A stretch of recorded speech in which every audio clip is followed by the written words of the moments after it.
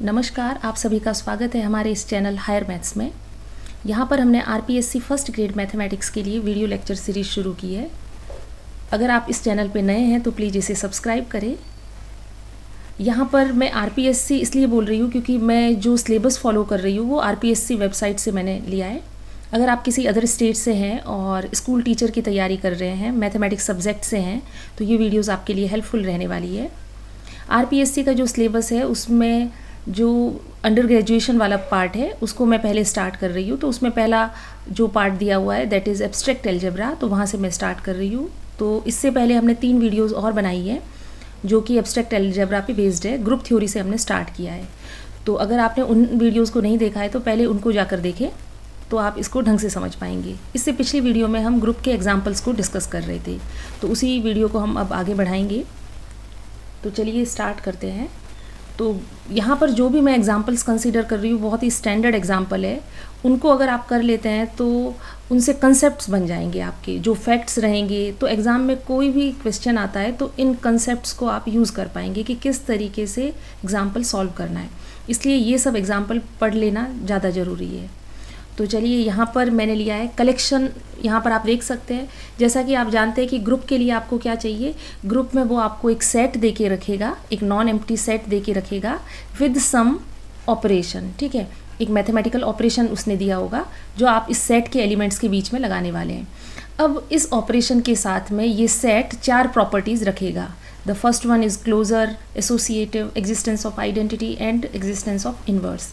अगर ये चारों प्रॉपर्टी होल्ड होती है तो हम कहेंगे कि ये set with this operation forms a group. अगर 4 में से एक भी प्रॉपर्टी फेल होती है तो वो ग्रुप नहीं बनेगा।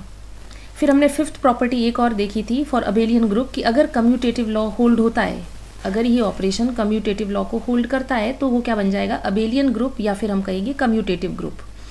तो यही सारी प्रॉपर्टीज़ हमको इस पर्टिकुलर एग्जाम्पल के लिए चेक करनी है। अब यहाँ पर देखिए ये सेट दिया हुआ है, इसमें 2x2 की मैट्रिक्स ली है, लेकिन एंट्रीज जो है उन पे कुछ इन्होंने रिस्ट्रिक्शन डाली है कि A B C D जो है वो इक्वल टू +1 और -1। दैट मीन्स ये जो मैट्रिक्स की एंट्रीज है ये या तो 1 आप एंटर कर सकते हैं या फिर -1, ओनली यही आपके पास चॉइसेज है। जो ऑपरेशन है that is component wise multiplication. देखिए अगर आपको 2 मैट्रिक्स दी हुई है तो आप उन 2 मैट्रिक्स को ऐड कर सकते हैं या फिर 2 मैट्रिक्स को मल्टीप्लाई कर सकते हैं। ये 2 ऑपरेशन आप जानते हैं, राइट, हमने पढ़ा है मैट्रिक्स अलजेब्रा में, आपने इतना पढ़ा होगा। यहाँ पर ऑर्डिनरी मल्टीप्लिकेशन नहीं दिया हुआ है। अगर ऑर्डिनरी मल्टीप्लिकेशन लिखता तो वो सिंपल यहाँ पर लिखता मैट्रिक्स मल्टीप्लिकेशन। यहाँ पर लिखा है component wise multiplication. Component wise multiplication मतलब, तो अगर ये मैट्रिक्स है तो इसमें आप मान सकते हैं कि इसके 4 कंपोनेंट है, 4 एंट्रीज है, 4 पार्ट्स आप बोल सकते हैं इसको। ठीक है, इनको हम कंपोनेंट्स कहेंगे। तो यहाँ पर आपको 4 कंपोनेंट दिख रहे हैं। तो कंपोनेंट वाइज मल्टीप्लिकेशन का मतलब है 2 मैट्रिक्स ली, तो मैंने ये 2 मैट्रिक्स मान ली। ठीक है, इनकी entries A1 B1 C1 D1 से A2 B2 C2 D2, इस तरीके से मैंने 2 मैट्रिक्स ले ली। अब इन दोनों को कैसे मल्टीप्लाई करना है, तो कोरिस्पॉन्डिंग एंट्रीज जो है उनको बस आपस में मल्टीप्लाई करना है। ठीक है, A1 विद A2, तो आपको ये रिजल्ट मिल जाएगा। कंपोनेंट वाइज मल्टीप्लाई करना है। ठीक है, B1 किससे मल्टीप्लाई होगा, B2। जो पोजीशन है इसकी, यहाँ पर पोजीशन क्या है कि ये second row and first column, तो इसका भी आप सेकेंड रो और फर्स्ट कॉलम के एलिमेंट को उठाएंगे। और यहाँ पर 4th वाली एंट्री जो है D1 D2, तो ये आपको क्या दिया हुआ है, ऑपरेशन दिया हुआ है। इस तरीके से 2 एलिमेंट को मल्टीप्लाई करना है। इस ऑपरेशन के अंडर ये सेट ग्रुप बनता है या फिर नहीं बनता, ये हमें चेक करना है। तो ग्रुप के लिए सबसे पहली प्रॉपर्टी होती है क्लोजर प्रॉपर्टी। दैट मीन्स हमको ये चेक करना है कि ये ऑपरेशन बाइनरी ऑपरेशन है या नहीं। बाइनरी का मतलब हुआ कि मैं 2 एलिमेंट इस सेट से लूँगी, उन दोनों के बीच उनको ऑपरेट करवाने के बाद जो रिजल्टेंट एलिमेंट है उसको भी वापस G में ही जाना पड़ेगा। ठीक है, वो G से बाहर ना चला जाए। It has to be inside G, that means closed property satisfy हो रही है, क्लोजर प्रॉपर्टी। ठीक है, अब यहाँ पर मैंने लिख ही दिया है कि A इंटू B करेंगे। कोई भी 2 आर्बिट्ररी एलिमेंट उठाने हैं, आप कोई फिक्स एलिमेंट नहीं उठा सकते। अगर आपको प्रॉपर्टी चेक करनी है, अगर वेरीफाई करनी है तो आपको आर्बिट्ररी एलिमेंट उठाना है। अगर किसी भी प्रॉपर्टी को आपको फॉल्स दिखाना है, ठीक है, कि वो होल्ड नहीं हो रही है, तो फिर आप पर्टिकुलर एलिमेंट्स उठा सकते हैं। यहाँ पर मैंने आर्बिट्ररी एलिमेंट 2 उठा लिए। जैसे ही मैं मल्टीप्लाई करूँगी तो मुझे ये मैट्रिक्स मिल रही है। देखिए अब ये इस सेट में है या नहीं, इसके लिए सबसे पहले क्या एलिजिबिलिटी क्राइटेरिया इसके लिए कि ये 2x2 की मैट्रिक्स होनी चाहिए। तो ये भी 2x2 की मैट्रिक्स है। The other thing is that कि एंट्री जो है वो या तो +1 हो सकती है या फिर -1। तो मुझे बताइए यहाँ पर आपने ए और बी जो मैट्रिक्स लिखी है, ये ए और बी आपने कहाँ से ली होगी? सेट जी से। अगर ये सेट जी से है तो जो भी आपने ए आई एंड बी आई जो आप एंट्री कर रहे हैं, सी आई एंड डी आई मैं इसलिए लिख रही हूँ क्योंकि आई 1 भी हो सकता है और 2 भी, ठीक है। तो A1 A2 B1 B2 C1 C2 D1 D2 ये सारी की सारी एंट्रीज क्या होगी? या तो +1 या फिर -1। जब आप ये बोल रहे हैं कि A and B belongs to G, इसका मतलब ये हुआ, right. This implies AI BI CI DI या तो 1 या फिर -1 एज्यूम कर रहे होंगे। अब मुझे क्या दिखाना है? इस एलिमेंट को G में दिखाना है। इसका मतलब इसकी हर एक एंट्री +1 या -1। तो अगर AI A1 और A2 1 या -1 है तो इनका प्रोडक्ट क्या होगा? अगर ये दोनों 1 1 हो गए तो 1, अगर इनमें से कोई भी एक 1 -1 हुआ तो -1 ऑप्शन आ सकता है, या प्लस, मतलब हम बोल सकते हैं कि AI A1 इंटू A2 कितना हो सकता है? +-1। इसी तरीके से B1 B2 +-1। इसका मतलब ये हो गया कि ये सारी जो एंट्रीज़ है या तो इनकी वैल्यू 1 होगी या फिर -1 होगी। इसका मतलब मैं इसको G सेट के अंदर इस एलिमेंट को डाल सकती हूँ। इसका मतलब जब मैंने 2 आर्बिट्ररी एलिमेंट उठाए और उनको प्रोडक्ट करवाया, लेकिन रिजल्ट किस में चला गया? G में। That means closure property hold. तो यहाँ से हमारी फर्स्ट प्रॉपर्टी हो गई। अब मुझे देखनी है second property, that means associative. Associative law के लिए आपको क्या करना होता है? 3 एलिमेंट हम लेके चलेंगे A B C, और पहले हम 2 को प्रोडक्ट करेंगे और फिर इस ब्रैकेट को शिफ्ट करने वाले हैं। That means AB into C is equal to A into B C, ठीक है। अब यहाँ पर A इंटू बी तो आपको सबसे पहले 3 मैट्रिक्स कंसीडर कर लेनी है, ठीक है। तो हम मान लेते हैं A1 B1 C1 D1।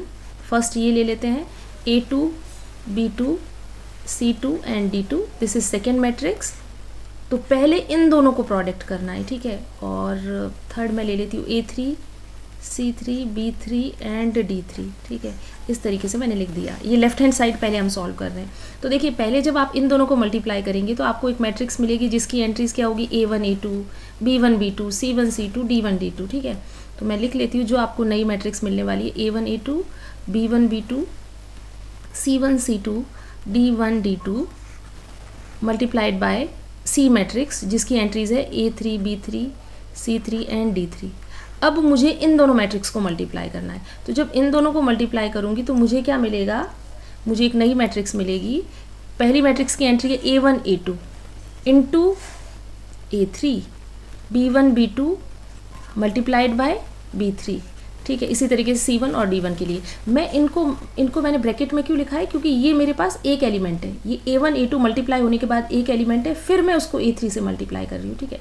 तो एक्चुअल में हमको एसोसिएटिव प्रॉपर्टी प्रूव करनी है मैट्रिक्स के लिए, लेकिन एसोसिएटिव प्रॉपर्टी यहाँ पर किसकी फॉर्म में आ गई? एलिमेंट्स की फॉर्म में, नंबर्स की फॉर्म में। A1 A2 A3 क्या है? बेसिकली +1 और -1। दैट मीन्स ये सिंपली ये हो गया मल्टीप्लीकेशन ऑफ नंबर्स, ठीक है। ये तो क्या है? Multiplication of number. क्या ये एसोसिएटिव लॉ को फॉलो करता है? यस, हम जानते हैं कि multiplication of numbers follows associative law. उनको आप किसी भी तरीके से मल्टीप्लाई कर सकते हैं, किसी भी ऑर्डर में, ठीक है। तो यहाँ पर ये इसको मैं ऐसे लिख सकती हूँ, इस ब्रैकेट को शिफ्ट कर सकती हूँ।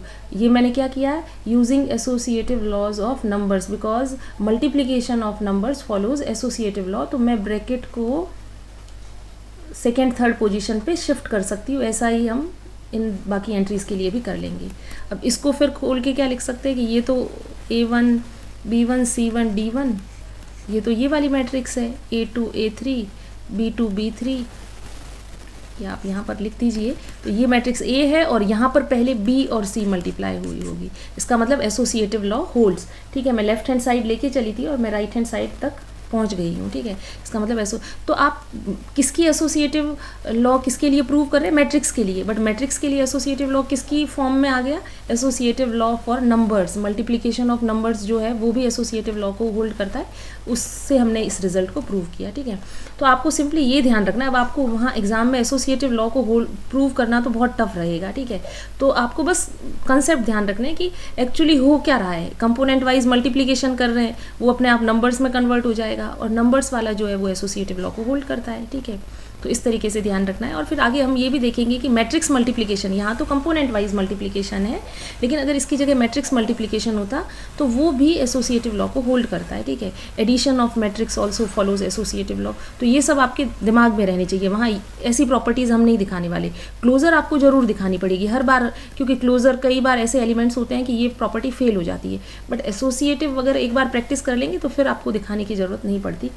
ये मैं कंसेप्ट यहाँ पे बता रही हूँ कि क्यों एसोसिएटिव लॉ होल्ड हो रहा है। Associative law for matrix prove कर रहे हैं, लेकिन in terms of associative law for numbers वाले में कन्वर्ट हो गया ये, ठीक है। थर्ड प्रॉपर्टी क्या है? Existence of identity. अब मुझे बताइए एग्जिस्टेंस ऑफ आइडेंटिटी में क्या होता है। हम पहले लिख लेते हैं यहाँ पे प्रॉपर्टी कि ए मैट्रिक्स को मैं किससे मल्टीप्लाई करूँ कि मुझे ए ही मिले। अब मुझे पता है यहाँ पर हम मल्टीप्लिकेशन कैसे कर रहे हैं, कंपोनेंट वाइज। तो अगर मेरे पास ए बी सी डी इस तरीके से एंट्री है, तो मुझे बताइए यहाँ मैं क्या लिखूँ कि मुझे वापस ए ही मिले, तो 1। अब बी को मैं किससे मल्टीप्लाई करूँ कि मुझे बी ही चाहिए, तो 1 1 1 1। इसका मतलब ये मैट्रिक्स मिलेगी जिसकी एंट्रीज सारी क्या होंगी, 1 1 1। अब ये तो क्या हो गई, आइडेंटिटी मैट्रिक्स नहीं, मतलब आइडेंटिटी एलिमेंट बोलेंगे हम इसे। ये आइडेंटिटी एलिमेंट हो गया। ये मैंने निकाल तो दिया, बट अपन को एग्जिस्ट भी करवाना है कि क्या ये सेट में बिलोंग कर रहा है या नहीं। तो मुझे ये दिखाना है क्या ये जी में बिलोंग कर रहा है या नहीं। तो जी में क्या है, 2x2 मैट्रिक्स आती है जिनकी सारी एंट्रीज 1 हो सकती है या -1। तो इधर तो सारी एंट्रीज 1 है, इसका मतलब ये तो जी का एलिमेंट है, तो आइडेंटिटी भी एग्जिस्ट कर गई। नेक्स्ट मुझे क्या दिखाना होगा, जस्ट अ मिनट, यहाँ पर इसको थोड़ा इरेज कर लेते हैं। अब मुझे क्या दिखाना है, एग्जिस्टेंस ऑफ इन्वर्स, कि इन्वर्स एग्जिस्ट कर रहा है या फिर नहीं, ठीक है। तो उसके लिए इन्वर्स के लिए हम इक्वेशन लिख लेते हैं इन्वर्स की। इन्वर्स के लिए देखिए क्या करना होता है, इन एग्जिस्टेंस ऑफ इन्वर्स में हम क्या करते हैं कि ए कोई भी मैट्रिक्स है, मैं इसको किसी मैट्रिक्स बी से मल्टीप्लाई करूं और आइडेंटिटी मिल जाए, ये इक्वेशन ऑफ इन्वर्स है। Then A and B are inverse of each other. तो इन्वर्स निकालने के लिए एक तरीके से आप इस इक्वेशन को सॉल्व करते हैं, ठीक है। ए आप कोई भी मैट्रिक्स लेके चलिए, क्योंकि इन्वर्स हम फाइंड करते हैं for each and every element of G. तो मैंने कोई भी एक एलिमेंट ले लेना है, let A belongs to G. इसका मतलब ए मैं कोई भी आर्बिट्ररी एलिमेंट ले रही हूँ, कोई फिक्स एलिमेंट नहीं। आपको हर एलिमेंट मतलब for each A belongs to G आपको ए इन्वर्स एग्जिस्ट करवाना है। तो अब मुझे बताइए इस ए को मैं किससे मल्टीप्लाई करूँ, बी से। वो बी क्या होगी, 2x2 मैट्रिक्स, क्योंकि इन्वर्स को मुझे लेके जी में ही जाना है, तो वो भी फिर से 2x2 की मैट्रिक्स बननी चाहिए कि मुझे आइडेंटिटी एलिमेंट मिलने लगे। आइडेंटिटी एलिमेंट आप फाइंड कर चुके हैं, तो इन्वर्स आप तभी निकालेंगे जब आइडेंटिटी एलिमेंट आपको मिल गया होगा। तो आपको सीक्वेंस वाइज ही प्रॉपर्टी को प्रूव करना है, ठीक है। अब यहाँ पर मुझे बताइए यहाँ मैं क्या रखूँ एलिमेंट कि मुझे 1 मिलने लग जाए, क्योंकि ये कंपोनेंट वाइज है तो ये बहुत ईजी है। तो यहाँ पर 1/a, अगर a को मैं 1/a से मल्टीप्लाई करूँगी तभी मुझे 1 मिलेगा। In the same way 1/b, 1/c, 1/d। अब इनको अगर कंपोनेंट वाइज मल्टीप्लाई करेंगे तो ये आइडेंटिटी एलिमेंट मिलेगा। इसका मतलब ये इन्वर्स है, ये वैल्यू है मैट्रिक्स बी की, या फिर मैं कहूँ ए इन्वर्स की, ठीक है। अब फाइंड तो कर लिया, बट इसको हमको जी में इसकी एग्जिस्टेंस दिखानी है, क्या ये एलिमेंट जी में बिलोंग कर रहा है या नहीं, ये आपको चेक करना है। तो जी में फिर से आने के लिए 2x2 मैट्रिक्स चाहिए, वो है हर कंपोनेंट जो है वो 1 हो सकता है या -1। मुझे पता है अगर ये ए एलिमेंट जी का लिया है तो ये ए बी सी डी जो होंगे ये +-1 होंगे। अगर ये ए बी सी डी +-1 है तो 1/a, 1/b, 1/c, 1/d, इनके पास भी क्या ऑप्शन है, या तो ये +1 होंगे या -1। दैट मीन्स ए इन्वर्स जिसको हमने इस मैट्रिक्स से डिनोट किया है, ये किस में बिलोंग कर रहा है, जी में बिलोंग कर रहा है, और मैंने आर्बिट्ररी एलिमेंट लिया था। तो ये सेट जो है ये क्या बन गया, ग्रुप बन जाएगा, ठीक है। तो अब आपको ध्यान रखना है कि कंपोनेंट वाइज मल्टीप्लिकेशन के अंडर मैट्रिक्स का कलेक्शन जो है वो ग्रुप बनता है, और यहाँ पर हमने एंट्रीज को फिक्स कर दिया था +-1। अब मैं आपसे पूछना ये चाहूँगी कि ये फाइनाइट सेट है या इनफाइनाइट, ठीक है। तो यहाँ पर देखिए एंट्रीज अगर आप देखें तो A1 +-1 इसके पास 2 चॉइसेज है, हर एंट्री के पास 2 चॉइसेज है। तो इन टोटल कितनी चॉइस हो गई, 2 × 2, यहाँ पर भी 2 आप रख सकते हैं, 2, तो टोटल हो गई 2⁴, दैट मीन्स 16। इसका मतलब इस सेट में कितने एलिमेंट आएंगे, इस सेट में 16 एलिमेंट्स आने वाले, 16 डिस्टिंक्ट एलिमेंट आने वाले। इसका मतलब इस सेट में 16 एलिमेंट हो गए, तो इसको हम बोलेंगे फाइनाइट ग्रुप। फाइनाइट ग्रुप का क्या मतलब है, फाइनाइट ग्रुप मतलब ऐसा ग्रुप जिसमें फाइनाइट नंबर ऑफ एलिमेंट्स हो। तो ये एग्जांपल किसका हो गया, फाइनाइट ग्रुप का। अगर इन एंट्रीज़ को हम यहाँ पे रिस्ट्रिक्ट नहीं करते और लिख देते A B C D belongs to R और सम इनफाइनाइट सेट, तो फिर ये मैट्रिक्स का कलेक्शन कैसा हो जाता, इनफाइनाइट ग्रुप का एग्जाम्पल बन जाता। ठीक है, तो फाइनाइट ग्रुप तो बेसिकली इतना ही है कि अगर नंबर ऑफ एलिमेंट अगर उसमें फाइनाइट है तो फाइनाइट ग्रुप, और इनफाइनाइट एलिमेंट है तो इनफाइनाइट ग्रुप होगा। अब चलते हैं अगले एग्जाम्पल पे। यहाँ पर भी मैंने फिर से मैट्रिक्स का कलेक्शन लिया है। यहाँ पर आप देख सकते हैं 2x2 मैट्रिक्स है, ए बी सी डी जो एंट्रीज़ है वो आर से बिलोंग कर रही है। इसके साथ ही एक और रिस्ट्रिक्शन डाला गया है, A D minus B C is not equal to 0। इसको हम समझेंगे ये रिस्ट्रिक्शन क्यों लिया है, ये सब देखेंगे। इस सेट का स्पेशल नाम है, इसको कहते हैं जनरल लीनियर ग्रुप। ठीक है, ये ग्रुप बनने वाला है इसलिए इसको हम क्या कहेंगे, जनरल लीनियर ग्रुप। यहाँ पर आप 2x2 की मैट्रिक्स ले रहे हैं तो यहाँ पर आपको 2 लिख देना है। एंट्रीज आर से ले रहे हैं तो यहाँ पर आपको आर लिख देना है। इन जनरल आप कुछ भी लिख सकते हैं, जैसे जनरल लीनियर ग्रुप अगर n/n की मैट्रिक्स ले रहे हैं तो GL और यहाँ सबस्क्रिप्ट में n लिख दीजिए, जिस भी सेट से आप एंट्रीज उठा रहे हैं। ठीक है, यहाँ पर ज़्यादातर फील्ड रखेंगे, फील्ड इसलिए रखते हैं ताकि क्लोजर ये सब प्रॉपर्टी होल्ड हो। तो एंट्रीज जो हम लेते हैं ना वो फील्ड से लेते हैं। ठीक है, तो यहाँ पे देखिए आर, अगर आप फील्ड, अगर आपने पढ़ा होगा फील्ड का, आपको थोड़ा बहुत मतलब डेफिनेशन पता होगी, तो यहाँ पर फील्ड रखी जाती है। तो जैसे आर रखी है, ठीक है, रखने को जेड भी रख सकती हो सकता है उस केस में कुछ प्रॉपर्टीज़ फिर होगी ही नहीं। ठीक है, जेड रहेगा तो इन्वर्स वगैरह नहीं मिलेंगे बिकॉज फील्ड नहीं है, आपको इन्वर्स भी चाहिए होगा यहाँ पर। ठीक है, तो मैं क्यू रख सकती हूँ यहाँ पर। ठीक है, तो ये general linear group of n cross n matrix with entries from set of rational number, या फिर आप कुछ फाइनाइट फील्ड भी रख सकते हैं। फाइनाइट फील्ड भी हम आगे पढ़ेंगे, ZP जो फाइनाइट फील्ड होता है। ठीक है, तो उसको मैंने रख दिया। तो ये जनरल लीनियर ग्रुप बन गया of n cross n matrix with entries from ZP। तो एंट्रीज कहीं से भी आप रिस्ट्रिक्ट कर सकते हैं। यहाँ पर R लिखा है, दैट मीन्स हमारे पास काफ़ी बड़ा सेट है। ठीक है, कि ABCD कहाँ से बिलोंग करेगी, R से। और ऑपरेशन क्या लिया गया है, ऑर्डिनरी मल्टीप्लिकेशन ऑफ मैट्रिक्स, मतलब मैट्रिक्स मल्टीप्लिकेशन लिया गया है। यहाँ कंपोनेंट वाइज मल्टीप्लिकेशन नहीं है, सिंपली मैट्रिक्स मल्टीप्लिकेशन है। मैंने यहाँ पर 2x2 की 2 मैट्रिक्स ली है और उनको कैसे मल्टीप्लाई करते हैं, तो आप कैसे करते हैं, यहाँ से रो कंसीडर करते हैं और सेकेंड मैट्रिक्स की कॉलम, और फिर A1 A2 plus P1 C2, इस तरीके से फर्स्ट एंट्री आ गई। फिर इस फर्स्ट रो और सेकेंड कॉलम को करेंगे। ठीक है, तो इस तरीके से आप मैट्रिक्स को मल्टीप्लाई करते हैं, ये हम जानते हैं। ठीक है, तो मैट्रिक्स इस ये वाला ऑपरेशन यूज़ करना, ये मैंने इसलिए दिखाया है क्योंकि we are considering this operation, under this operation ये जो सेट है it will form a group, ये ग्रुप बनने वाला है। ठीक है, अब मुझे बताइए इसमें फाइनाइट एलिमेंट है या इनफाइनाइट, तो क्योंकि एंट्रीज आर से है और कुछ ऐसी रिस्ट्रिक्शन है नहीं, इसका मतलब ये इनफाइनाइट अगर ग्रुप बनता है तो ये इनफाइनाइट ग्रुप का एग्जाम्पल रहेगा। ठीक है, जब भी एंट्रीज अगर फाइनाइट सेट से होगी, जैसा कि यहाँ ZP लिख दिया, तो फिर सीधी सी बात है ये क्या बनेगा, फाइनाइट ग्रुप का एग्जाम्पल बनेगा। इसमें नंबर ऑफ एलिमेंट कितने आएंगे वो भी हम देखेंगे, वो भी पूछे जाते हैं एग्जाम में।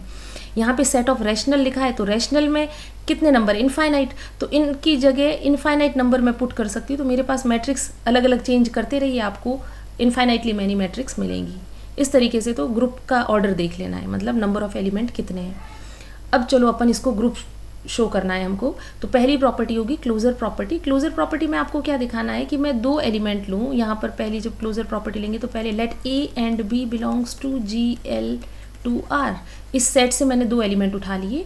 अब मैं इन दोनों को मल्टीप्लाई कर रही हूँ। मैंने A को इस तरीके से मैट्रिक्स से डिनोट किया और B ये मल्टीप्लाई होने के बाद ये आएगा। ठीक है, ये रिजल्ट आएगा, ये हम जानते हैं। अब मुझे ये दिखाना है कि रिजल्ट जो है ये इसी सेट में लाई कर रहा है, ये बाहर नहीं निकल रहा। तो देखो इस सेट में आने के लिए पहली कंडीशन 2x2 की मैट्रिक्स होनी चाहिए, वो ठीक है, 2 रोज हैं 2 कॉलम्स हैं। सेकेंड कंडीशन सारी एंट्रीज R से होनी चाहिए। अगर A1 A2 B1 B2 ये सब आपने R से लिया है तो मल्टीप्लाई और एडिशन करने के बाद भी R में ही रहेगा, बाहर नहीं निकलने वाला। और R सबसे बड़ा सेट है। ठीक है, कॉम्प्लेक्स तक हम यहाँ पर लिया नहीं है, तो कॉम्प्लेक्स एंट्रीज ली नहीं है, तो प्रोडक्ट और एडिशन होने के बाद वहाँ तक हम नहीं जाएंगे, R में ही रहेंगे। यहाँ ये कंडीशन तो फुलफिल हो रही है, लेकिन इस सेट में आने के लिए एक और रिस्ट्रिक्शन है कि AD minus BC non zero होना चाहिए। इसका मतलब इस मैट्रिक्स का determinant A into D minus B into C। इसका मतलब ये हुआ कि जनरल लीनियर ग्रुप में आप वो ही मैट्रिक्स कंसीडर कर रहे हैं। यहाँ जैसे 2x2 की है तो 2x2 की वो सारी मैट्रिक्स जिनका डिटर्मिनेंट नॉन जीरो हो, ऐसी मैट्रिक्स को हम क्या कहते हैं, नॉन सिंगुलर मैट्रिक्स। अब ऐसा क्यों लिया गया, क्योंकि हम ऑपरेशन ले रहे हैं मल्टीप्लिकेशन ऑफ मैट्रिक्स, और जब हम इन्वर्स दिखाएंगे तो इन्वर्स के टाइम में हम डिटर्मिनेंट से डिवाइड करते हैं। और अगर हम डिटर्मिनेंट से डिवाइड करेंगे तो वो डिटर्मिनेंट जो है वो नॉन ज़ीरो होना चाहिए। आपको मैं आगे बताऊंगी, ठीक है। तो अभी आप ये समझ जाइए कि ये नॉन ज़ीरो डिटर्मिनेंट क्यों लिया गया है, क्योंकि इन्वर्स की एग्जिस्टेंस बताने के लिए, ठीक है। इस कंडीशन को अगर मैं नहीं डालती तो फोर्थ वाली जो कंडीशन होगी ग्रुप की वो फुलफिल ही नहीं होगी, दैट मीन्स ये ग्रुप ही नहीं बनता। तो ग्रुप बनाने के लिए ये रिस्ट्रिक्शन डाली गई है, ठीक है। तो अब मुझे ये बताना है कि ए बी जो मैट्रिक्स है प्रोडक्ट होने के बाद ये इसी सेट में जा रही है। तो ये तो कब जाएगी, जब इसका डिटर्मिनेंट नॉन जीरो हो। तो मुझे ये दिखाना है कि डिटर्मिनेंट ऑफ ए बी जो है वो नॉन जीरो होना चाहिए। लेकिन आपने एक प्रॉपर्टी पढ़ी होगी डिटर्मिनेंट की कि determinant of A B is equal to determinant of A into determinant of B. Determinant जो है उसको आप इजीली सेपरेट कर सकते हैं, ठीक है। अब ए और बी कहाँ से है, जनरल GL2R इससे है। तो मुझे पता है अगर ए और बी दोनों मैट्रिक्स इससे है, इसका मतलब इनका जरूर डिटर्मिनेंट नॉन जीरो होगा, अदरवाइज तो ये इस सेट में बिलोंग ही नहीं करती। अगर इन दोनों का डिटर्मिनेंट नॉन जीरो है तो मुझे बताइए इस ये भी नॉन जीरो क्वांटिटी है, ये भी नॉन जीरो क्वांटिटी है, तो क्या प्रोडक्ट भी नॉन जीरो रहेगा? हाँ। क्यों ऐसा? क्योंकि ये इंटीग्रल डोमेन बनता है। ये भी मैं हर बार नहीं कह सकती कि डिटर्मिनेंट दो नॉन जीरो क्वांटिटी का जो प्रोडक्ट है वो नॉन ज़ीरो ही आएगा, नहीं। हम आगे जाके रिंग थ्योरी में ऐसे कुछ सेट्स पढ़ेंगे जहाँ पर दोनों में से क्वांटिटी एक भी जीरो नहीं होगी, स्टिल हमको प्रोडक्ट जीरो मिलेगा, ऐसा पॉसिबल होगा, ठीक है। लेकिन यहाँ पर ऐसा मैं क्यों लिख रही हूँ, दोनों नॉन जीरो है तो फिर प्रोडक्ट नॉन जीरो ही रहेगा, क्योंकि यहाँ पर एंट्रीज ले रहे हैं हम रियल से। ये जो टर्म्स इनकी जो वैल्यू आएगी वो सेट ऑफ रियल नंबर से आएगी और वो एक इंटीग्रल डोमेन बनता है, ठीक है। तो यहाँ पे तो सिंपली आपको लिख देना है कि since determinant of A is not equal to zero, determinant of B is not equal to zero, so their product will be non zero and in this way the matrix A B will belong to GL2R, ठीक है। तो यहाँ पर तो ये इसमें आ गई। Second, मुझे क्या प्रूव करना है, एसोसिएटिव लॉ। तो associative law A B into C, ये बस आपको ध्यान रखना है कि मैट्रिक्स इसको प्रूव कर सकते हैं लेकिन बहुत लेंदी होगा, वो मैं यहाँ पर नहीं बता रही हूँ। बस आपको ध्यान रखना है कि multiplication of matrix, addition of matrix, component wise multiplication of matrix, ये सभी के सभी जो है ये एसोसिएटिव लॉ को फॉलो करते हैं, ठीक है। यहाँ तक आपको ध्यान रखना है। अब हम प्रूव करते हैं third property, existence of identity. तो मैट्रिक्स ए को मैं किससे मल्टीप्लाई करूँ कि मुझे ए मिलेगा, तो आप जानते हैं आइडेंटिटी मैट्रिक्स, ठीक है, जिसमें क्या होगा, एंट्रीज डायगनल पे 1 एंड अदर एंट्रीज आर 0। तो ये है I2, मैं लिख सकती हूँ I2/2 या जो भी जिससे भी आप डिनोट करें। तो ये इस मैट्रिक्स से जब मैं ए को मल्टीप्लाई करूँगी ऑर्डिनरी मल्टीप्लिकेशन तो मुझे ए ही मिलेगा। तो ये आइडेंटिटी एलिमेंट हो गया। क्या ये GL2R में है? तो GL2R में होने के लिए 2/2 की मैट्रिक्स है, एंट्रीज सारी R से है। डिटर्मिनेंट क्या है इसका डिटर्मिनेंट कितना है, 1, विच इज़ नॉन ज़ीरो। इसका मतलब क्या हो गया, I किस में बिलोंग कर गया, GL2R में। इसका मतलब आइडेंटिटी मैट्रिक्स जो है वो एग्जिस्ट कर रही है इस सेट में। आपको एग्जिस्टेंस दिखानी होती है उस सेट के अंदर, खाली आपको आइडेंटिटी एलिमेंट फाइंड नहीं करना है। कई बार आइडेंटिटी एलिमेंट फाइंड हो जाता है। आइडेंटिटी एलिमेंट हम फाइंड करते हैं ऑपरेशन के रिस्पेक्ट में कि कौन सा ऑपरेशन है। अच्छा, ऑर्डिनरी मल्टीप्लिकेशन है तो मेरे पास ये आइडेंटिटी एलिमेंट आया था। जब कंपोनेंट वाइज मल्टीप्लिकेशन ले रहे थे तो ये आइडेंटिटी एलिमेंट काम नहीं करने वाला। तब हमने देखा था कि आइडेंटिटी एलिमेंट क्या बन रहा था, 1 1 1 1, जबकि मैट्रिक्स सेम है, 2/2 की मैट्रिक्स है, लेकिन आइडेंटिटी एलिमेंट अपन ने देखा कि चेंज हो रहा है। वाई? बिकॉज हमने ऑपरेशन चेंज किया है। पहले वाले एग्जाम्पल में कंपोनेंट वाइज मल्टीप्लिकेशन था, अभी ऑर्डिनरी मल्टीप्लिकेशन है, तो दोनों ऑपरेशन डिफरेंट है। तो ऑपरेशन के कोरस्पॉन्डिंग हम आइडेंटिटी एलिमेंट को निकालते हैं। आइडेंटिटी एलिमेंट फाइंड करने के बाद आपको एग्जिस्टेंस दिखानी है उस सेट के अंदर। कई बार आइडेंटिटी एलिमेंट निकल जाएगा और फिर पता चलेगा कि ये एलिमेंट तो इस सेट में बिलोंग ही नहीं कर रहा है। जैसे एडिशन के लिए आइडेंटिटी एलिमेंट क्या है, 0, एडिशन ऑफ नंबर में, ठीक है। अगर सेट ऑफ नेचुरल नंबर लूँ तो 0 उसमें बिलोंग ही नहीं करता, ठीक है। तो n के पास आइडेंटिटी नहीं है, एडिटिव आइडेंटिटी। एडिशन की आइडेंटिटी एग्जिस्ट कर रही है बट n के अंदर नहीं है। तो आपको इस तरीके से इस सेट में दिखानी है, तो आइडेंटिटी एग्जिस्ट कर गई। अब हमको इन्वर्स दिखाना है।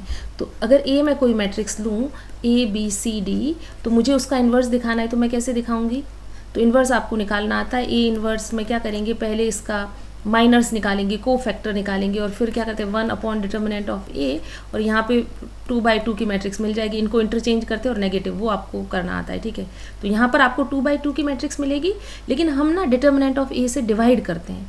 अब जब भी मैं किसी एलिमेंट से डिवाइड करूँ तो वो तभी वेल डिफाइंड होगा when the denominator is non zero. तो यहाँ पर ये जरूर होना चाहिए, अगर डिटर्मिनेंट जीरो हो गया उस केस में A इन्वर्स डिफाइंड ही नहीं होगा, it will be not defined, ठीक है। तो मुझे ए इनवर्स को एग्जिस्ट करवाने के लिए, इसको डिफाइंड करवाने के लिए मुझे डिटर्मिनेंट ऑफ ए को नॉन जीरो करना पड़ेगा। इसलिए इनिशियली ये कंडीशन लिख दी गई, उस सेट में ही वही मैट्रिक्स कंसीडर करी गई जिनका डिटर्मिनेंट नॉन जीरो था, क्योंकि जिन जिन मैट्रिक्स का डिटर्मिनेंट जीरो होगा उन सभी मैट्रिक्स का इन्वर्स एग्जिस्ट नहीं करेगा, तो ग्रुप नहीं बनेगा। तो ग्रुप बनाने के लिए हमने ये एक्स्ट्रा कंडीशन डाल दी, ठीक है।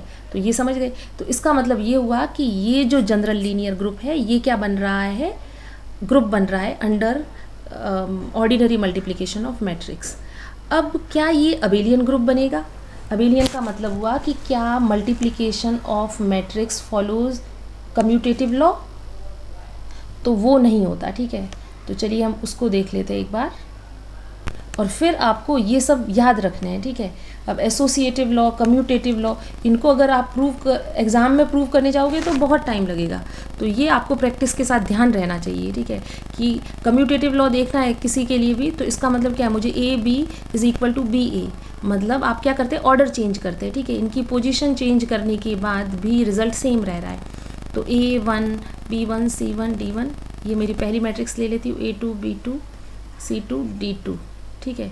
ये दूसरी मैट्रिक्स, पहले आप ये प्रोडक्ट निकाल लीजिए, ठीक है, और उसके बाद इसको उल्टा करके आप निकाल लो।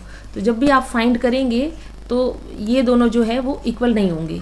इसका मतलब मैट्रिक्स मल्टीप्लिकेशन जो है वो कम्यूटेटिव लॉ को फॉलो नहीं करता। आप कोई भी पर्टिकुलर एग्जांपल लेके भी ये दिखा सकते हैं, ये मैं यहाँ नहीं दिखा रही हूँ क्योंकि फिर से मैं कह रही हूँ कि बड़ा हो जाएगा, इसमें कुछ खास नहीं है। बस आपको ध्यान रखना है कि matrix multiplication does not follow commutative law in general. In general का मतलब हुआ क्योंकि यहाँ पर जो एंट्रीज हैं वो क्या है, आर से दी हुई है एंट्रीज, ठीक है। तो आर की अगर मैं एंट्रीज लूँ, जस्ट अ मिनट, यहाँ पर आप ध्यान से देखिए, इस सेट में आर बाउंडेशन बिल्कुल फ्री है एलिमेंट, ठीक है, कहीं पे भी पूरे आर में कहीं पे भी कोई भी वैल्यू एज्यूम कर सकते हैं। तो यहाँ पर मैट्रिक्स मल्टीप्लिकेशन जो है वो कम्यूटेटिव नहीं होता, इन जनरल की बात कर रहे हैं। अब कई बार क्या करेंगे ना, इन एंट्रीज को थोड़ा फिक्स कर देंगे, ठीक है, उस केस स्पेसिफिक कर देंगे कुछ इनकी टर्म्स में, इनमें कुछ रिलेशन दे देंगे, तब हो सकता है कि कम्यूटेटिव लॉ जो है वो होल्ड करने लगे। लेकिन यहाँ in general commutative law hold नहीं होता, ठीक है। और कुछ एग्जाम्पल देखेंगे जहाँ पे मैट्रिक्स मल्टीप्लिकेशन कम्यूटेटिव लॉ को होल्ड कर रहा होगा और कम्यूटेटिव ग्रुप बन रहा होगा। तो आपको ऐसा नहीं है कि कोई भी मैट्रिक्स का आए कलेक्शन और आप बस आंख बंद करके लिख दो कि अच्छा मल्टीप्लिकेशन ऑफ मैट्रिक्स आया, दैट मीन्स कम्यूटेटिव लॉ तो नहीं बनेगा, नहीं फॉलो होगा और ये अबेलियन ग्रुप नहीं बनने वाला। नहीं, ऐसा नहीं होता। यहाँ पर इन जनरल पूरे आर में ये वैल्यू को एज्यूम कर रहा है, एंट्रीज में कोई भी रिलेशन नहीं दिया है, तो फिर फिक्स है कि नहीं होने वाला कम्यूटेटिव लॉ। आप कोई भी एग्जाम्पल लेके दिखा दो, अपन ले लेते हैं, चलो एक एग्जाम्पल, -1, ऐसे ही मैंने कोई भी मैट्रिक्स उठा ली, यहाँ पे 1 0 1 1 -1, ठीक है। अब इनको मल्टीप्लाई करते हैं, कोई रिलेशन हमने नहीं लिया, इनको जब आप मल्टीप्लाई करेंगे तो 1 × 0 0, फर्स्ट एंट्री 0 मिल जाएगी, यहाँ पर आपको मिलेगा -1, यहाँ पर 1 मिलेगा, यहाँ पर आपको मिलेगा 3, ठीक है। अब इनको घुमा के कर देते हैं, ठीक है, इनका ऑर्डर चेंज करते हैं और फिर चेक करते हैं कि आपके पास क्या रिजल्ट आ रहा है, ठीक है। जैसे ही आप करेंगे तो यहाँ पर 2, इसका मतलब फर्स्ट एंट्री डिफरेंट आ रही है, इसका मतलब ये दोनों मैट्रिक्स सेम नहीं हो सकती। तो ये तो ईजी है। तो आपको ध्यान रखना है कि matrix multiplication does not follow commutative law. क्या मैट्रिक्स एडिशन कम्यूटेटिव लॉ को फॉलो करता है? यस, ठीक है, वो हम नेक्स्ट एग्जाम्पल में देखने वाले हैं। In general matrix multiplication does not follow commutative law, ये बस आप ध्यान रखिए, ठीक है। नेक्स्ट एग्जाम्पल जो है उसमें मैंने मैट्रिक्स का कलेक्शन लिया है, यहाँ पर ऑपरेशन लिया है एडिशन ऑफ मैट्रिक्स। इसका मतलब मैट्रिक्स को ऐड करना है और उसके अंडर आपको प्रूव करना है कि विल इट फॉर्म ग्रुप और नॉट। यहाँ पर मैट्रिक्स को अगर ध्यान से देखें, 2×2 की मैट्रिक्स है, एंट्रीज जो है वो सेट ऑफ रियल नंबर से आ रही है, लेकिन चारों एंट्री इनमें रिलेशन है, मतलब जो ये फर्स्ट एंट्री है और फोर्थ एंट्री है both are same, and second and third entry जो है उनकी वैल्यू सेम है इन मैग्नीट्यूड, मतलब उनमें खाली साइन का डिफरेंस है। तो आप कुछ इस तरीके की मैट्रिक्स इस सेट में बिलोंग नहीं करेगी, राइट। कोई भी 2×2 की इसमें मैट्रिक्स नहीं आ रही है, इसमें कुछ स्पेशल टाइप की है कि यहाँ 1 लिख दिया तो यहाँ 1 ही लिखना पड़ेगा, यहाँ अगर 2 लिख दिया तो यहाँ -2 ही लिखना पड़ेगा। इस तरह की मैट्रिक्स इस सेट में आ रही है और इसको हमको क्या दिखाना है कि क्या ये ग्रुप बन रहा है या नहीं बन रहा है। तो यहाँ पे कैसे दिखाऊं, तो पहले क्लोजर प्रॉपर्टी ले लो। अब अगर इस तरह का एग्जाम्पल आता है आपको, ठीक है, तो बस आपको फिक्स इस तरह की मैट्रिक्स ले लेनी है। ये ले ली मैंने, मुझे ऐड करना है, अंडर एडिशन है ये, ठीक है। तो -b2 मैंने 2 मैट्रिक्स ले ली। अब ऐड करेंगे जब, तो पहला a1 + a2, component wise addition है तो वहाँ कुछ प्रॉब्लम है नहीं। एडिशन हम हमेशा कैसे करते हैं, कंपोनेंट वाइज, ठीक है। मैट्रिक्स को ऐड कर लिया। अब मुझे बताओ ये 2x2 की मैट्रिक्स है, क्या ये जी सेट से है? तो जी सेट के लिए first and fourth entry same होनी चाहिए और सेकंड और थर्ड एंट्री में नेगेटिव साइन, नेगेटिव मतलब साइन का फ़र्क होना चाहिए, तो है। इसका मतलब ये किस सेट में आ गई, जी में। फिर addition of matrix follows associative law, वो चेक करने की ज़रूरत नहीं है, एसोसिएटिव लॉ होल्ड हो जाएगा। आइडेंटिटी मैट्रिक्स क्या होगी, इस मैट्रिक्स में मैं कौन सी मैट्रिक्स जोड़ूँ? तो एडिशन ऑफ मैट्रिक्स के लिए कौन सी मैट्रिक्स काम करती है, identity element, zero matrix. Zero matrix का मतलब है ऐसी मैट्रिक्स जिसकी हर एंट्री क्या हो, जीरो। तो ये मेरे पास ई एलिमेंट बन जाएगा। तो क्या ये इस सेट में है? हाँ, because first and fourth entry same है और सेकेंड और थर्ड एंट्री भी क्या है, सेम है। यहाँ नेगेटिव का डिफरेंस है, बट नेगेटिव जीरो तो जीरो ही है, तो इसका मतलब इट विल बिलोंग टू जी, ठीक है। फोर्थ मुझे क्या निकालना होगा, इन्वर्स। इन्वर्स मतलब इस मैट्रिक्स में मैं क्या जोड़ूँ, ठीक है। जस्ट अ मिनट, इसको एक बार हटा देते हैं हम। अब मुझे इन्वर्स निकालना है, तो एडिटिव इन्वर्स निकालना बिल्कुल इजी है। एडिटिव इन्वर्स में आपको क्या करना होगा, जैसे मैंने ले लिया यहाँ पर a b - b a, तो इसमें मैं क्या मैट्रिक्स यहाँ पर रखूँ कि मुझे आइडेंटिटी एलिमेंट मिले। तो पहले तो आइडेंटिटी एलिमेंट हमने निकाल लिया, जीरो मैट्रिक्स है। अब मुझे बताइए यहाँ पे मैं क्या रखूँ, तो यहाँ पर a में मैं -a जोड़ूंगी तभी मुझे जीरो मिलेगा, b में मैं -b को जोड़ूंगी, -b में मैं b को रखूँगी और a की जगह में -a को रखूँगी। तो ये मेरे पास क्या बन रहा है, अगर इस मैट्रिक्स को मैं a एज्यूम कर रही हूँ तो ये मेरे पास a इन्वर्स की वैल्यू आ रही है। क्या ये a इन्वर्स इस सेट में बिलोंग कर रहा है? तो ये दोनों एंट्री सेम है और ये opposite in sign and value is same और मैग्नीट्यूड सेम है और जो साइन है वो अपोजिट है। दैट मीन्स ए इन्वर्स जो है वो जी में बिलोंग कर रहा है। इसका मतलब ये क्या बन गया, यहाँ पर ग्रुप बन गया। अब मुझे अगर अबेलियन चेक करना है तो मुझे क्या करना है, फिफ्थ प्रॉपर्टी कम्यूटेटिव लॉ को होल्ड करवाना है। मैट्रिक्स एडिशन जो होता है वो हमेशा कम्यूटेटिव लॉ को फॉलो करेगा। क्यों? मैट्रिक्स को ऐड कैसे करते हैं, कंपोनेंट वाइज एडिशन। इसका मतलब आप कंपोनेंट्स को ऐड कर रहे हैं, कंपोनेंट में क्या है, रियल नंबर्स है, तो रियल नंबर्स a + b करिए और अगर उनका कंपोनेंट b + a करिए वो सेम है। क्योंकि कंपोनेंट वाइज एडिशन है, इसलिए कंपोनेंट वाइज एडिशन होने के कारण एडिशन ऑफ मैट्रिक्स क्या फॉलो करती है, कम्यूटेटिव लॉ। इसका मतलब ये क्या बन गया, अबेलियन ग्रुप का एग्जाम्पल हो गया, ठीक है। अब नेक्स्ट देखते हैं, यहाँ पर मैंने लिया है, जस्ट अ मिनट,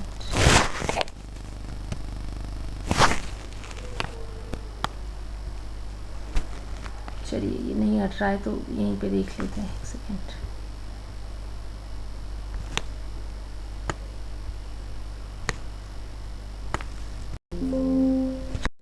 यहाँ पर भी मैंने 2x2 की मैट्रिक्स ली है और सेम कलेक्शन है, कलेक्शन सेम है, बस थोड़ा सा डिफरेंस है। यहाँ पे a b belongs to r आएगा, ठीक है। एंट्रीज r से हैं, उधर और कोई रिस्ट्रिक्शन नहीं थी, यहाँ एक और रिस्ट्रिक्शन डाली गई है, क्या, a² + b² ≠ 0। ऑपरेशन क्या है, ऑर्डिनरी मल्टीप्लिकेशन ऑफ मैट्रिक्स। इसका मतलब मल्टीप्लिकेशन ऑफ मैट्रिक्स है। जब भी मल्टीप्लिकेशन ऑफ मैट्रिक्स आए तो वो ग्रुप बनने के लिए उसमें क्या चाहिए होगा, इन्वर्स निकालना होगा। इन्वर्स निकालना है मतलब डिटर्मिनेंट को नॉन जीरो रखना पड़ेगा। ये रिस्ट्रिक्शन आपको सेट के अंदर डालनी होगी। तो मुझे बताइए इसका डिटर्मिनेंट कितना आएगा, इसका डिटर्मिनेंट आएगा a² + b², तो इसको नॉन जीरो होना पड़ेगा। तो आप समझ गए इस रिस्ट्रिक्शन को क्यों रखा गया है। अदरवाइज तो खाली इतना ही रखते कि a and b belongs to r, but determinant को नॉन जीरो रखना है क्योंकि मुझे मल्टीप्लिकेशन ऑफ मैट्रिक्स लेके चल रही हूँ, तो उसमें जब मैं इन्वर्स निकालूंगी तो डिटर्मिनेंट से डिवाइड करूँगी। बाकी सब आप इजीली कर लेंगे, ठीक है। ऑर्डिनरी मल्टीप्लिकेशन ऑफ मैट्रिक्स है तो आप दो मैट्रिक्स जो लेंगे उनको मल्टीप्लाई करेंगे और फिर देखेंगे कि रिजल्ट उसी में आ रहा है या नहीं। जैसे a1 b1 - b1 a1, हम क्लोजर प्रॉपर्टी को कर लेते हैं, बाकी सब तो इजी है, ठीक है। a2 b2 - b2 a2, ये मैंने दो मैट्रिक्स ले ली, कहाँ से, सेट जी से, ओके। अब मुझे क्या करना है, इन दोनों का प्रोडक्ट भी सेट जी में आना चाहिए। तो a1 a2 इनका प्रोडक्ट करूँगी -b1 b2 -b1 a2 -a1 b2, फिर नेक्स्ट आप करेंगे a1 b2 plus B1 A2 and minus B1 B2 plus A1 A2। ठीक है, अब आपको देखना है कि क्या ये दोनों सेम है। तो देखिए ये दोनों first and fourth entry are same, और सेकेंड और थर्ड को देखें तो वैल्यू सेम है, बस साइन का फ़र्क है, बाकी आप देख लीजिए। इसका मतलब ये किस सेट में चली गई, सेट जी में। लेकिन सेट जी में मुझे दिखाने से पहले मुझे ये भी दिखाना पड़ेगा कि इसका डिटर्मिनेंट नॉन जीरो होना चाहिए। अभी ये सेट जी में नहीं गई है, ठीक है, अभी तो हमको पूरी तरीके से हमने सारी कंडीशंस चेक नहीं की, हमने इतना ही देखा है कि 2/2 की आ रही है और इसका जो वैल्यू है वो ठीक मतलब लग रही है, इसी के जैसी है, सिमिलर काइंड। लेकिन इसका जो डिटर्मिनेंट है वो क्या होना चाहिए, नॉन जीरो होना चाहिए। तो वो हम वो वाली या तो आप क्या करो, इस 2/2 का डिटर्मिनेंट निकाल लो, जो कि निकालना ईजी है, ठीक है। इन दोनों को मल्टीप्लाई करेंगे, क्रॉस मल्टीप्लिकेशन, और फिर हम निकाल लें। या फिर एक तरीका ये भी है कि ये मैट्रिक्स ए एज्यूम कर रहे हैं बी, तो डिटर्मिनेंट ऑफ ए बी कितना होता है, determinant of A into determinant of B. A और बी दोनों मैट्रिक्स सेट से है, तो अगर इन दोनों का डिटर्मिनेंट नॉन जीरो होगा तो ये वैल्यू क्या आएगी, लास्ट में नॉन जीरो ही रहेगी।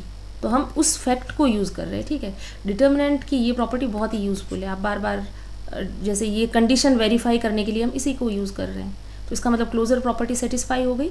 ये प्रोडक्ट जो है ये कहाँ चला गया, इस सेट में चला गया। इसका मतलब closure property satisfied.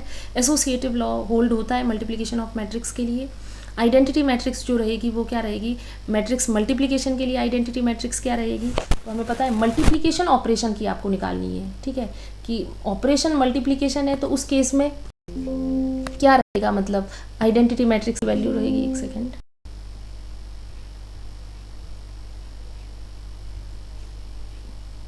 Just a minute, एक और स्लाइड हम ऐड कर देते हैं। देखिए तो यहाँ पर मेरे पास इस तरह की मैट्रिक्स है b माइनस बी। अब यहाँ पर मैं किससे मल्टीप्लाई करूँ कि मुझे वापस यही मैट्रिक्स मिले, तो मैट्रिक्स मल्टीप्लिकेशन ऑर्डिनरी हो रहा है। तो मुझे पता है कि इस तरह की जब मैं मैट्रिक्स लूँगी, कोई भी मैट्रिक्स हो, इन जनरल कोई भी मैं मैट्रिक्स रखूँ, a इंटू ये आइडेंटिटी मैट्रिक्स करती हूँ तो a मिलता है। तो यहाँ पर तो a को कुछ स्पेसिफिक वैल्यूज़ दी गई है, तो उससे कोई फ़र्क नहीं पड़ रहा। अगर इन जनरल ये आइडेंटिटी मैट्रिक्स काम कर रहा है मल्टीप्लिकेशन में तो फिर फ़र्क नहीं पड़ेगा, ठीक है। तो यहाँ पर ये क्या हो गई, e की वैल्यू, क्या ये जी में है, तो जी में है, बिकॉज अपोजिट एंट्री को आप चेक कर सकते हैं, डिटर्मिनेंट 1 है जो नॉन जीरो है। इसका मतलब फिर इन्वर्स निकालने के लिए ए इन्वर्स जब आप निकालेंगे तो 1 अपॉन डिटर्मिनेंट से डिवाइड करेंगे, बाकी तो 2/2 की मैट्रिक्स आ जाएगी, तो वो तो सिमिलर काइंड की आ जाएगी। लेकिन यहाँ पर ये दिखाएंगे कि determinant of a non zero होना चाहिए, तब इन्वर्स एग्जिस्ट करेगा। मैट्रिक्स का इन्वर्स कब एग्जिस्ट करता है, अगर मल्टीप्लिकेशन ऑपरेशन है तो मैट्रिक्स का इन्वर्स एग्जिस्ट करता है अगर आपने ए इन्वर्स कब एग्जिस्ट करेगा, अगर वो नॉन सिंगुलर मैट्रिक्स हो, मतलब डिटर्मिनेंट नॉन जीरो, तो ये वाली कंडीशन वो सेट में ही दे देता है। अगर ये कंडीशन मिसिंग है तो आप डायरेक्टली उसको बोल के कि यहाँ तो सिंगुलर मैट्रिक्स को भी इंक्लूड किया गया है, दैट मीन्स इन्वर्स एग्जिस्ट नहीं करने वाला, ठीक है। तो ये फिर से ग्रुप बन गया। क्या ये अबेलियन ग्रुप बनेगा, तो इसको हम चेक करते हैं। ये चेक करने लायक प्रॉपर्टी है, क्योंकि अब ऑपरेशन कौन सा है, अगर एडिशन होता तो वो कम्यूटेटिव लॉ को फॉलो करता है, ऑपरेशन है मल्टीप्लिकेशन, लेकिन in general multiplication does not follow commutative law. लेकिन यहाँ पर जनरल मैट्रिक्स नहीं दी गई है, यहाँ पर कुछ स्पेशल टाइप की मैट्रिक्स दी गई है, तो चलो उनके लिए अपन एक बार देखते हैं, ठीक है। A2 B2 minus B2 A2, इनको मैं मल्टीप्लाई कर रही हूँ। ये मेरे पास मैट्रिक्स A है, ये B है। जब आप मल्टीप्लाई करेंगे इसको, A1 A2 minus B1 B2 minus B1 A2 sorry minus A1 B2, ठीक है, and A1 B2 plus B1 A2, और यहाँ आ जाएगा A1 A2 minus B1 B2, ठीक है। ये अब B इंटू A करिए आप, इसका मतलब A2 B2 minus B2 A2, A1 B1 minus B1 A1। अब हम इसको मल्टीप्लाई करेंगे, तब आप देखिए A2 A1 minus B2 B1, A2 A1 minus B2 B1, इसका मतलब फर्स्ट एंट्री सेम आ रही है। ये एंट्री निकालने के लिए minus B2 A1 minus A2 B1, ठीक है, B1 A2 same minus A1 B2 same, ठीक है। इस तरीके से आप देखेंगे कि थर्ड सेकंड और ये फोर्थ एंट्री भी सेम। इसका मतलब यहाँ पर मैट्रिक्स मल्टीप्लिकेशन कम्यूटेटिव लॉ को होल्ड कर रहा है। अगर ये इस तरह की एंट्रीज दी गई है मैट्रिक्स में, तो हर बार multiplication of matrix commutative law को होल्ड ना करे ऐसा ज़रूरी नहीं है। मैट्रिक्स को कुछ स्पेशल टाइप का बना दिया, ऑपरेशन मल्टीप्लिकेशन ही दिया है, तो ये क्या बन गया, एग्जाम्पल ऑफ कम्यूटेटिव ग्रुप, या फिर आप बोलिए अबेलियन ग्रुप, ठीक है, अंडर मल्टीप्लिकेशन। तो ये एक अच्छा एग्जाम्पल है। कई बार हम ये मिस्टेक कर देते हैं एग्जाम में कि मल्टीप्लिकेशन ऑफ मैट्रिक्स दिया है, तो अपन को पता है कि मल्टीप्लिकेशन तो कम्यूटेटिव लॉ को होल्ड नहीं करता, हम डायरेक्ट किस पे टिक लगा देंगे, नॉन कम्यूटेटिव। अगर इसमें ही 4 ऑप्शन बना के दे देगा कि will it form a group, neither a group, means it is not form a group और कम्यूटेटिव ग्रुप और नॉन अबेलियन ग्रुप, ठीक है, तो हम नॉन अबेलियन वाले पे चले जाएंगे बिकॉज मल्टीप्लिकेशन ऑपरेशन देख के। तो इस तरीके से नहीं टिक करना है, कम्यूटेटिव लॉ को आपको करना पड़ेगा अगर मैट्रिक्स का कुछ अलग से फॉर्मेट दे दें। तो अब ये वीडियो हम यहीं तक रखेंगे। नेक्स्ट वीडियो में मैं कुछ और ग्रुप से रिलेटेड इंपॉर्टेंट एग्जाम्पल को लेके आने वाली हूँ, उनको डिस्कस करेंगे। ये जो चार्ट यहाँ पर दिख रहा है ये हम नेक्स्ट वीडियो में डिस्कस करने वाले हैं। अगर आपको ये वीडियोज़ अच्छे लग रहे हैं तो प्लीज़ चैनल को सब्सक्राइब करें, वीडियोज़ को लाइक करें। आपको जो भी इससे रिलेटेड डाउट है, जो मैथ्स में जो भी आपको कोई अगर क्वेश्चन में प्रॉब्लम है, आप मुझे कमेंट कर सकते हैं, मैं हेल्प करने की पूरी कोशिश करूँगी। Thank you for watching.